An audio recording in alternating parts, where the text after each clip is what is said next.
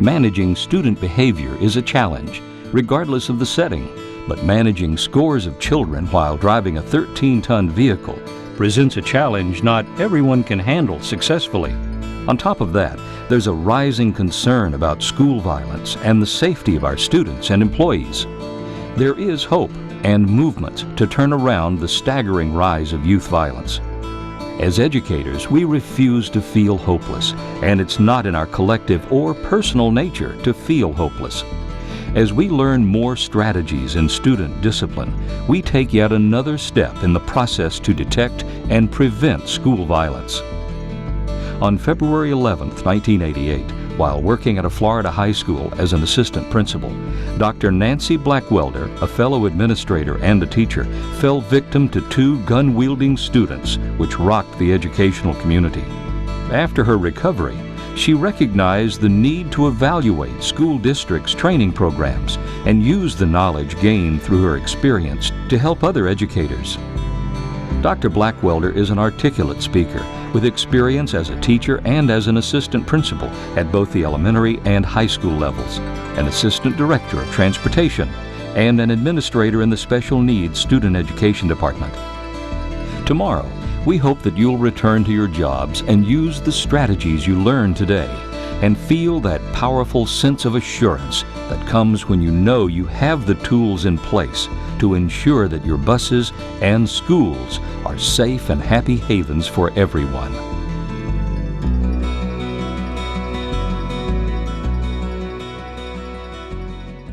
I'm Nancy Blackwelder, and as a former teacher and assistant principal at both the elementary and the high school levels, and as a director of transportation in a very large school district of over 100,000 students, 140 some odd schools, over 600 school bus routes, I realized that when I came from the instructional side of the house to the supported services side of the house, that the vast majority of training that we did for school bus drivers was how to drive the truck.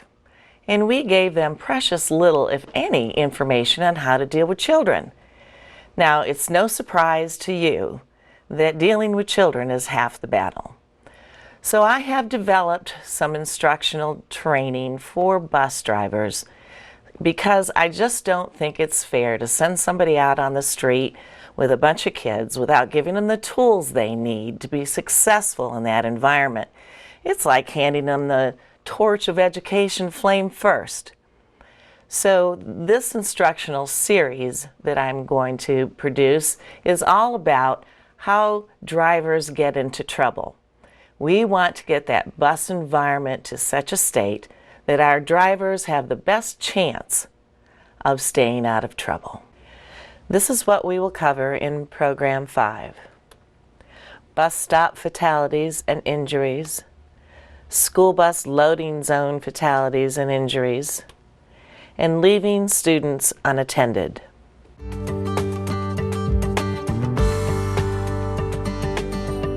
This unit puts a face on the tragedy of bus route and bus stop fatalities. Guidelines for safe stops and routes are discussed along with how each of these accidents could have been prevented. There are pictures of victims along with the actual headlines.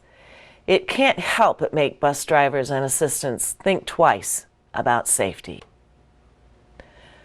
Most school bus fatalities occur while school buses are stopped to load and unload children. Of the 17 children killed in, for example, 2008-2009, 10 were struck by their own bus, 7 at the back, 3 at the front, and the other 7 were killed by a passing vehicle. Here's our first headline: Bus driver error cost girl's life. In St. Petersburg, Florida, bus driver Ralston erred in leaving the 3rd grader on the wrong side of the street, forcing her to cross 5 lanes of rush hour traffic. Pinellas school officials formally admitted that a district bus driver was negligent in the death of the 8-year-old student. So what happened? The driver, William Ralston, then 75, had never driven that route before and was subbing for another driver. According to a district account, he suffered several setbacks that day, including an inaccurate route sheet, a young rider who suffered a bout with asthma, a wrong turn onto Interstate 275, and a group of noisy students in the back of the bus. All of it conspired to put the route about an hour behind schedule, triggering the tragic chain of events. Here's another headline: District to settle in girl's death. Rebecca McKinney's family is expected to receive $1.1 million. A Clearwater High School student, Rebecca McKinney, was struck and killed as she crossed McMullen Booth Road. A bus had dropped Rebecca and her sister off on the east side of McMullen Booth despite a district directive against stops that forced students to cross busy roads. Here's our third headline: 6-year-old Evan Lindquist dies after being struck by bus. Misdemeanor charges filed in fatal Pine River bus accident. The 70-year-old bus driver was charged Wednesday in Cass County District Court with careless driving and moving a bus after children have unloaded, in which Maine failed to visually determine Evan was at a safe distance from the bus before moving the bus. The bus pulled up and stopped on the right-hand side of the road across from Evan's residence. Evan exited the school bus and walked in front of the bus towards his driveway when the bus moved forward and struck him. Here's another headline: Bus kills Atlanta kindergartner. School bus driver charged with homicide by vehicle, second degree, in boy's death. Everett Johnson, a kindergarten student, had just gotten off the bus after school ended Tuesday. He was one of 6 students to get off at the bus stop located near the intersection of Vanderbilt Court and Hobart Drive, just north of I-20. Everett was walking in front of the bus when the driver began to pull forward. So we need to talk about bus route guidelines and make certain that everybody is familiar with what is recommended for bus routes. Where at all possible, pick routes on streets with lower traffic volumes and lower speeds. Minimize or avoid multi-lane roads where pedestrians are most at risk of injury. Pick roads with sidewalks or designated pedestrian paths separate from the roadway and traffic. If these are not available, pick roads with sufficient space to walk along the roadway to each reach the stop. Select stops that provide sufficient visibility for both pedestrians and drivers. Where at all possible, generally, buses will not travel down cul-de-sacs unless the vehicle is picking up students with disabilities, because backing a school bus to turn around can be a safety threat to small children and property. Avoid stops that require backing up. If backing up is unavoidable, pick up students before backing. Turn the afternoon return trip, drop the students only after backing up and being in a position to drive forward. Where at all possible, be vigilant when children are in the danger zone.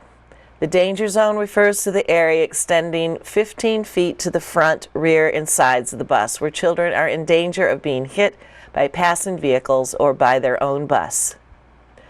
Avoid or limit stops that require the school bus to make a left-hand turn anywhere along the route. And avoid railroad crossings along the bus route.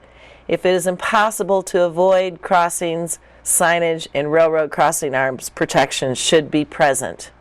Where at all possible, bus stops should be located at the nearest corner of an intersection to a student's home. Stopping at corners or intersections is generally safer due to the expectations of traffic. When a bus stop mid-block, it can confuse motorists, whereas traffic anticipates a bus will stop or yield at an intersection. Choose locations that provide protection from weather. Consider the surrounding environment. Where at all possible, Choose locations with sufficient space for students and parents to wait at least 12 feet from the roadway. Pick locations that offer adequate lighting. Choose near side stops whenever possible. Hills and curves affect the location of a student stop. Locating a stop on a hill or curve is a dangerous option. Where at all possible, can the bus be seen by other motorists at a distance of 200 feet or 4 seconds at optimal speeds while the amber lights are activated in the corporate limits of a city or town? The distance is lengthened to 500 feet in rural areas. Are there potential hazards from driveways, private or business? Where at all possible, every school bus shall stop as far to the right of the street as possible and shall display warning lights and stop signals as required by the rules of the State Board of Education before discharging or loading passengers. Consider the number of students who will use a stop.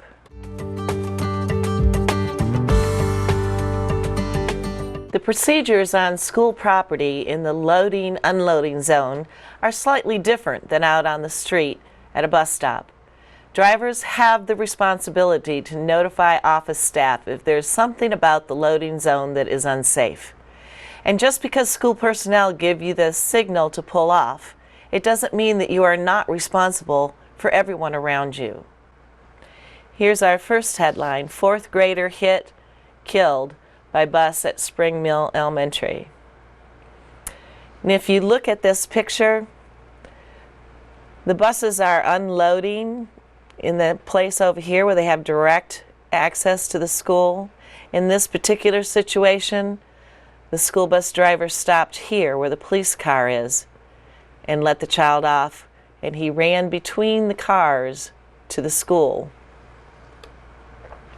So a 10-year-old in Indiana was killed after getting off a school bus in a school parking lot and was run down by another bus.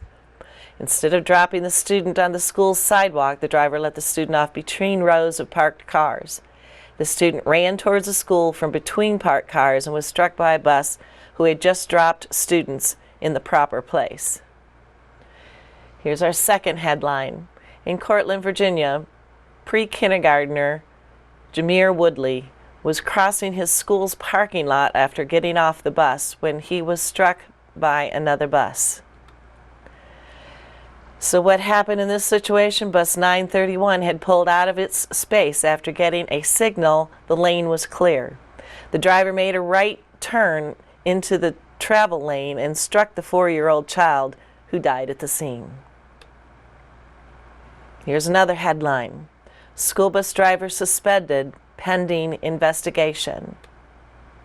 Student injured in a school bus accident near Southeast High School. Kel Thompson's live in the Cake Newsroom now with the very latest. Kel. Yes, Susan, we are learning tonight that student was last reported in critical condition. That is according to Wesley Medical Center. And just in the last few minutes, I had a chance to speak with a USD 259 spokesperson. She tells me the driver of that school bus has been suspended. The driver has been with Durham Bus Services, we were told, since 1998. The accident happened around 3:30 this afternoon. Police say a 17-year-old was walking along the sidewalk outside of Southeast High School when he was hit by a school bus, apparently pulling out of the school's parking lot. Hit by a school bus that was exiting private drive from the school. That student was taken to a local hospital for treatment of his injuries. Right now we're in the process of investigating the accident, try to determine what happened. Now, the bus was filled with students, but we were told nobody on board was hurt. Approaches to protect students in bus loading. Designated loading zones that are completely off the roadway at schools require a slightly different procedure than loading or unloading on routes. Under most conditions, the following procedure should be used. Do not use 8-way lights. Hazard lights can be activated. Check with your local district policy for what they expect of you there.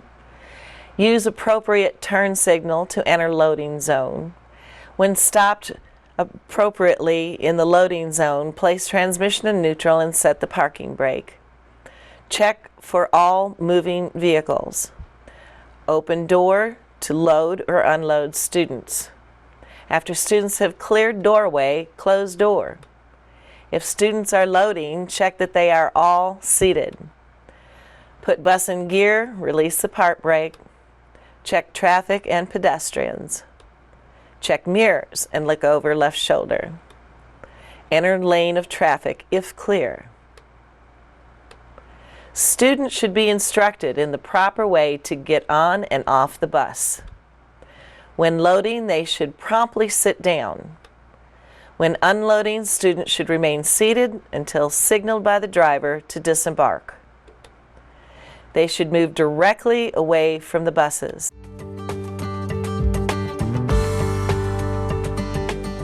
Child endangerment is the issue, and post-trip checks using a child alarm system or empty bus sign is essential. Do you get complacent? Do you make it part of your daily routine? And what are the rules for leaving primary students at a bus stop? This program addresses these issues to help drivers stay out of trouble. Here's our first headline: bus driver fired for breaking up fight. School bus driver fired, all for doing what he thought was right, getting off that school bus and breaking up a fight between a teenager and a grown man. Hi, everybody. Maria Stefanos. And I'm Mark Ocklum. It's the getting off the bus that the Ipswich school system wasn't a fan of. Fox 25's Sarah Underwood is live in Ipswich tonight with more. Sarah? Well, the bus driver is described by some who know him as a man with a heart of gold, but he didn't follow protocol and was fired. He tried to run away. So I wanted to just stop the kid, and I ran around the corner and tackled him, got on top of him, and I said, call the police. Auto body shop owner Charlie Hall certainly wasn't happy yesterday when he says a 16-year-old threw a rock at his GMC truck and busted the grill. But before police arrived, a bus carrying kids from Doyen Elementary School stopped. The bus driver got out to see what the scuffle was all about. And I thought he was going to let off kids. He didn't let the kids off. He pulled the bus over, and he got out, and he was standing there trying to offer help. I said, no, you can't offer help. Get out on the bus and take the kids back home. It's that gesture that got the substitute bus driver fired for not following protocol.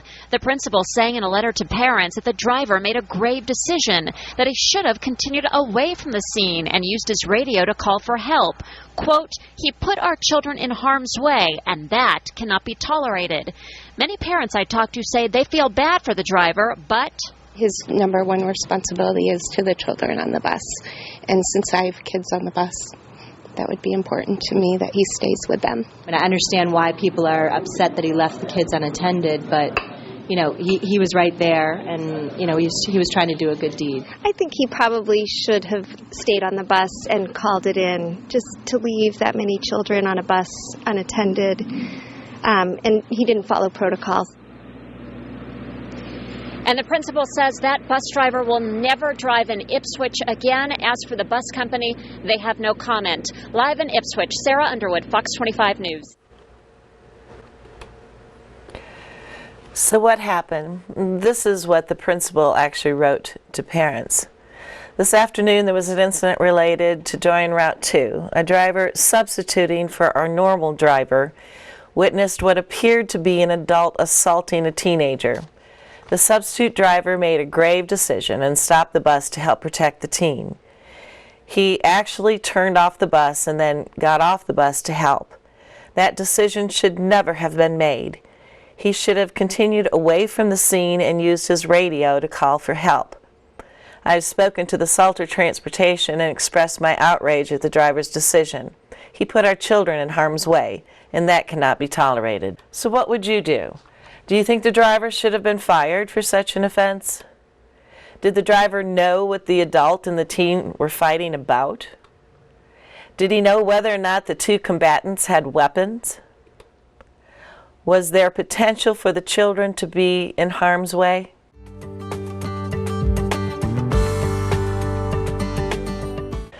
Well, the driver's first obligation is to the safety of the children on the bus. He was trying to be a good Samaritan. However, he had no idea what the conflict was about. He had no idea if the combatants had weapons that could be discharged and accidentally strike someone on the bus. As the principal wrote, he should have continued away from the scene and used his radio to call for help. Here's another headline: School bus driver and monitor fired after a 5-year-old was dropped off alone at a bus stop. Moments for a young student after a school bus blunder in one local town. The child's parents are upset after the little girl was dropped off without a waiting adult. And tempers flared up at a meeting about the incident, which just wrapped up. Eyewitness News reporter Alex DePrado was at that meeting. He joins us live from North Providence with our top local story. Karen and Mike, the school committee unanimously recommending the school bus driver and school bus monitor be fired for leaving this little girl all alone. So what happened? The bus was an hour late dropping students off. Meanwhile, the grandmother who was waiting to meet the girl went home to call the school. The kindergartner was dropped off alone, and passing motorists stopped to help the abandoned child. What would you do? Is it ever a good idea to leave a kindergartner at a bus stop alone? When there was no one to meet the child, was there something else the driver could have done? Pre-K and/or primary children should never be left alone at a bus stop. The driver has several options that should be outlined in policy. He could have finished the run and doubled back to the stop. He could have called dispatch, a supervisor, or the school to get assistance. He could have taken the child back to the school or to the bus barn while they located an adult to meet the child. Here's our next headline. Bus driver and aide were fired after a 4-year-old special needs child was left abandoned on the bus for 2 hours. Blue Springs School District took action today after a 4-year-old special needs boy was left on a district bus for nearly 2 hours alone. KBC9's Dan Weinbaum is following this story for us. Dan, what did they do? Well, the district fired both the bus driver and the bus aide for what happened yesterday, and beyond that, the Blue Springs Police Department is investigating. 4-year-old Ethan spent the day at home with his brother and his mother. Time to take a break from school for a bit. I'm still wondering how it happened. Why it happened. What happened was this. Ethan, though 4, attends special schooling for his needs. His mother says he has anxiety issues, epilepsy, and more. Now, Monday morning, the school bus stopped by the house to pick him up, a normal day, and then, at noon, I got that nightmare phone call. The call was from the bus barn. Ethan had been left on his bus at the driver's home for 2 hours, alone. So what happened? The driver and the aide did not post-trip check the bus, and the 4-year-old was left sleeping at the driver's house. He was discovered before anything bad happened, but the potential for disaster was certainly there. Here's another headline. Salon school bus driver is fired. We're still investigating everything that happened. And there was a lot of explaining to do. Thursday morning, as the Solon school buses dropped off students, somehow a 4-year-old pre-kindergarten boy did not get off at his stop, Arthur Road Elementary. He also wasn't noticed when the bus was parked for the day. It wasn't until he unhooked his own safety harness and began roaming the property that he was discovered. And was found by staff members right after that, a little bit later in the afternoon. Solon Schools Communications Director Tammy Strom says the driver's already suspended and facing a disciplinary hearing on Monday. We take this very seriously, and our responsibility to the students that we travel, back and forth to school every day. So this is not something that would be tolerated at all. Strom says there are state and local safety guidelines that require drivers to search the buses front to back. She says all their drivers are now being reminded of those policies. So what happened? The bus driver, a 19-year veteran of the Salon School District, was terminated as a result of leaving a 4-year-old boy alone after completing her bus route. Not realizing the boy was still on the bus, the driver left the child unattended after dropping students off at the elementary school. The boy was estimated to have been alone for 15 minutes before being located by school personnel and allegedly wandering the bus garage and parking lot before being discovered. Here's another headline: driver fired after special needs student is left on the bus for 5 hours. So what happened? A bus driver who is alleged to have left a special needs student alone on a bus for 5 hours was fired Friday. The student, a 19-year-old with Down syndrome, was scheduled to be dropped off Tuesday at the Southwest Cook County Cooperative Association for Special Education School in Orland Park, according to the Alpha School Bus officials. She drifted off to sleep and did not get off with the 8 other students. Here's another headline: Wareham bus driver fired after leaving sleeping child on bus. What happened in this situation? A Wareham bus driver has been fired after leaving a sleeping kindergarten on the bus Tuesday morning. According to the superintendent, the child was not dropped off with the other students at the elementary school, but was left in the bus when it was taken to the driver's house and parked for at least 3 hours. So how do we avoid this problem? Not only can you lose your job, but leaving a child on a bus could result in child abuse criminal charges. You must post-trip check your bus every time. Child alarm systems are an electronic reminder system with an audible alarm that reminds drivers to check for sleeping children when their routes are complete. If the driver fails to perform this critical safety step and exits the bus, the alarm activates the vehicle horn and interior lights. What are empty bus signs? Well, an empty bus sign is a manual method of assuring the bus has been checked for sleeping students. What do you do in your post-trip check? Well, you turn off the ignition, electrical system, two-way radio, and lights. Checking for students should be done systematically and carefully. Check under all seats to ensure there is no hiding or sleeping student. Walk from the front to the back of the bus. Hang the empty sign in the rear window or deactivate student check system. Checking bus for hiding or sleeping students.